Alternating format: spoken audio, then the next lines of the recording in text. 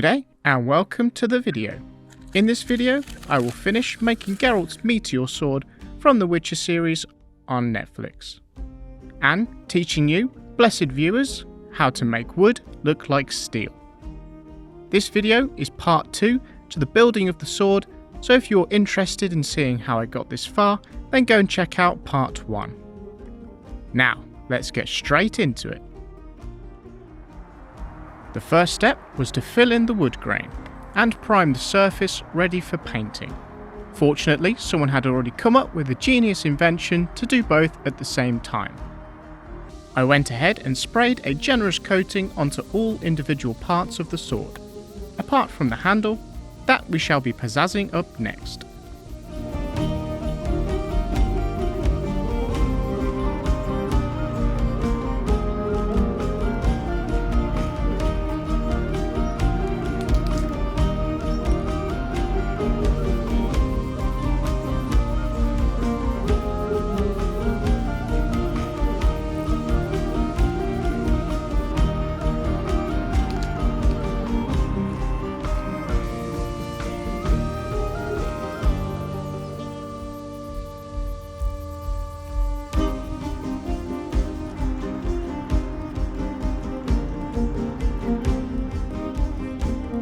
I left the filler primer to dry over the next few hours. In the meantime, I had to make a wrap for the handle using these botch job templates and a sheet of synthetic black leather. With the snap of my finger, I had traced the templates onto the leather sheet and chopped them out. I had aimed for the sword to be made as authentic to how blacksmiths would have made swords back in the medieval times. While despite the sword being made entirely out of wood, I decided that the handle wrap would be cross-stitched together over the handle. First, I would need to punch an equal amount of holes on each side so I could feed a needle and thread through it.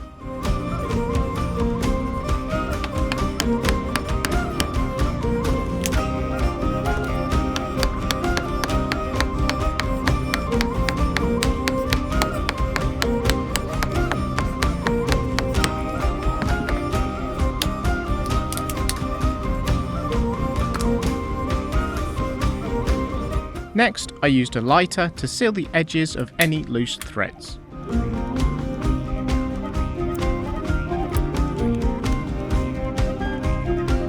And then, to make everything less fiddly for myself, I decided to temporarily glue the two halves of the wrap to the handle.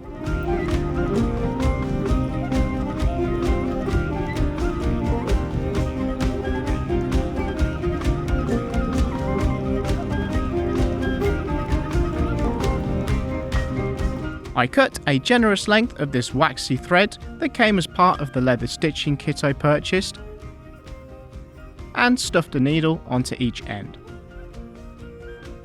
I then fed the needles from the inside through the top set of holes and pulled through till I found the halfway point. Then I cross a few stitches by alternating the sides the needle would be fed, before pulling the thread tightly and then continuing till I reach the end.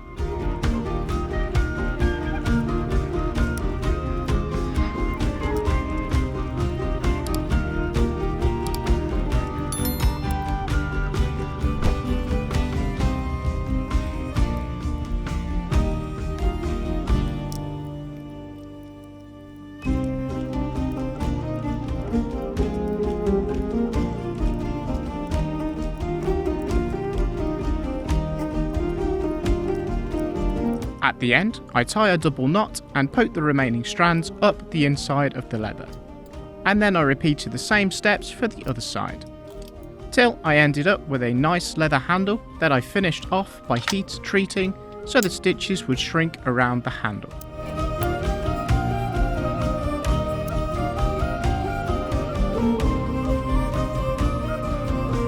I returned to my now dry, bright yellow sword blade, and next use some high grit sanding paper to remove some layers of filler.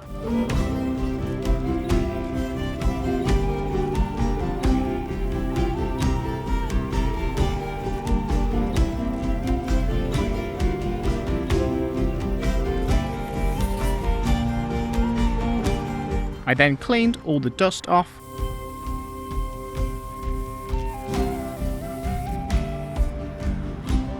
and went for another coat of primer.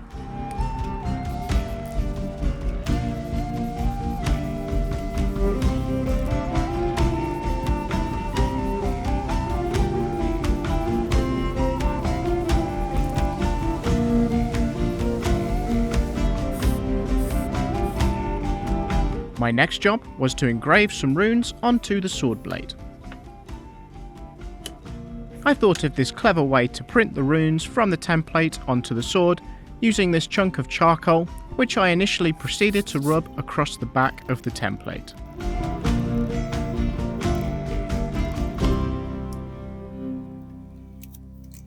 Now, the idea was, if I were to draw over the runes again, the charcoal would leave an imprint of the shapes on the sword.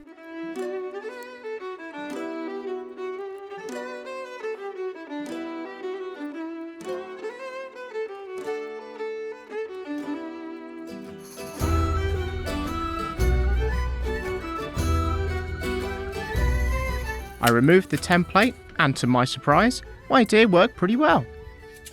I went over the imprint with a permanent marker to make the pattern easier to see.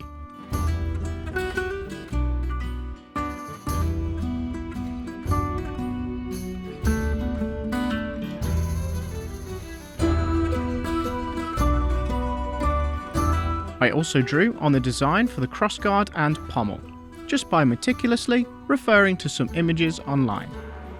But to actually engrave the wood, I imagine the best way would be to use this pyrography tool, which is essentially just a hot knife. Doing it this way meant if I fluffed it up at any point, then I couldn't fix it.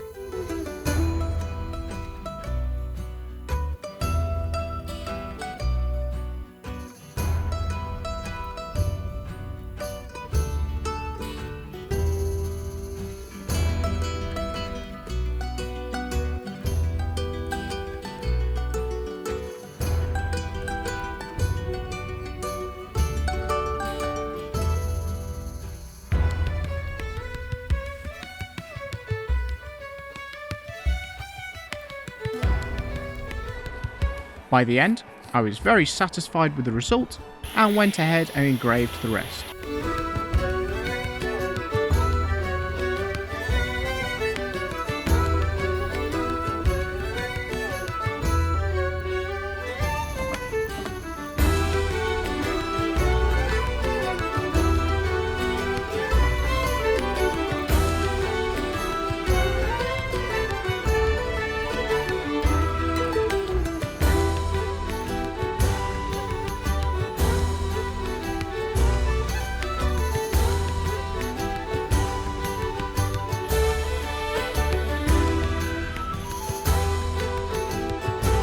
Following the reference images, they showed the base of the blade having these round divots.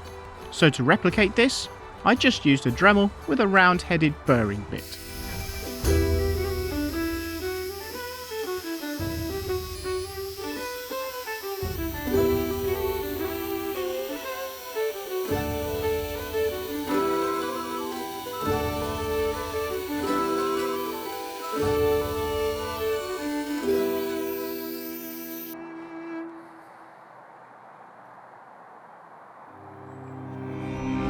With all the engraving now done, I did the final sanding of each of the pieces.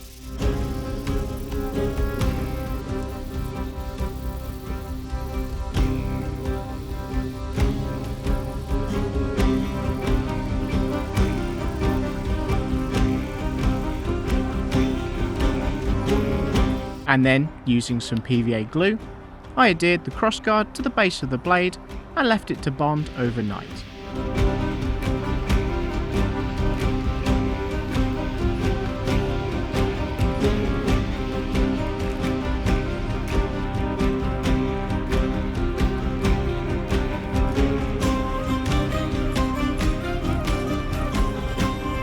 Roll on the next day, and it was finally time to cover up this nasty yellow colour with some nice glossy white paint.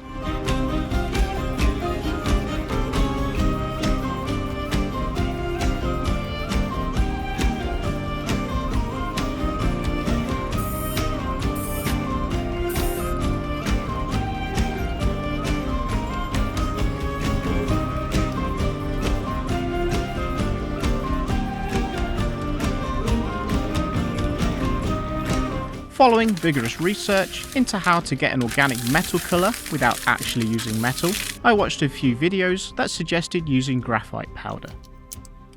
I bought some cheap stuff online because I was on a budget, which I then applied using a cotton pad and a lot of rubbing.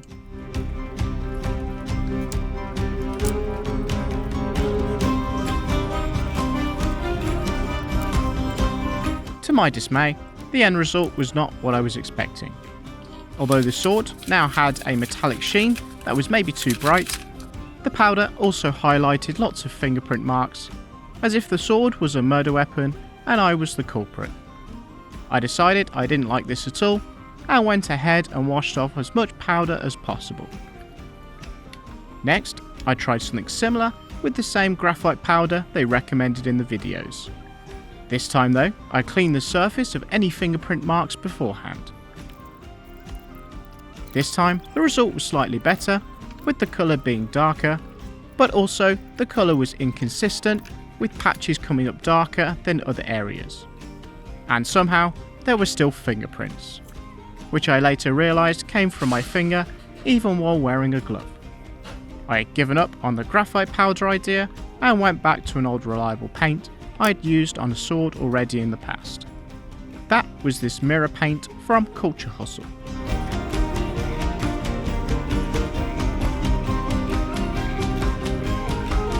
I applied the oily paint using a small nylon brush and long strokes till everything was covered consistently.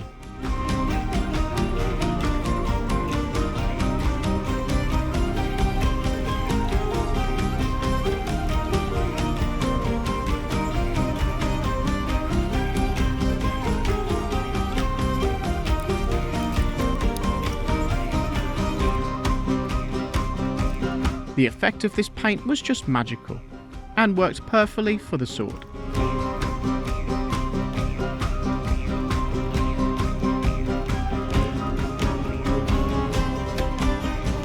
Now that the sword had its primary colour, I could now finish assembling it all together. To do this, I used a mix of PVA glue and super glue to create a strong bond.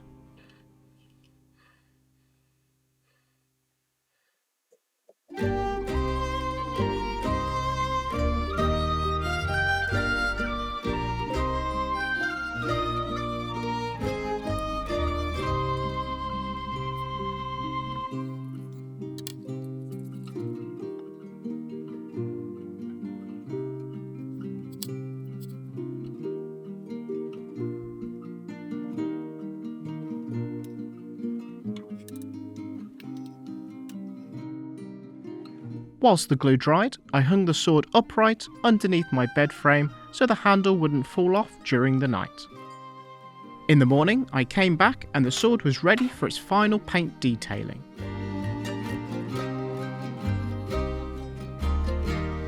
I used some black acrylic paint mixed with a little water to stain the fuller and base of the blade a darker shade of silver.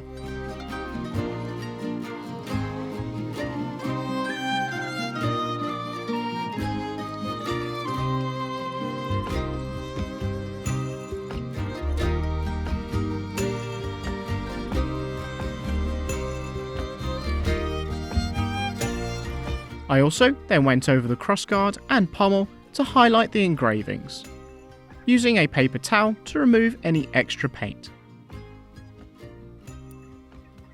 The sword is now complete and looking beautiful.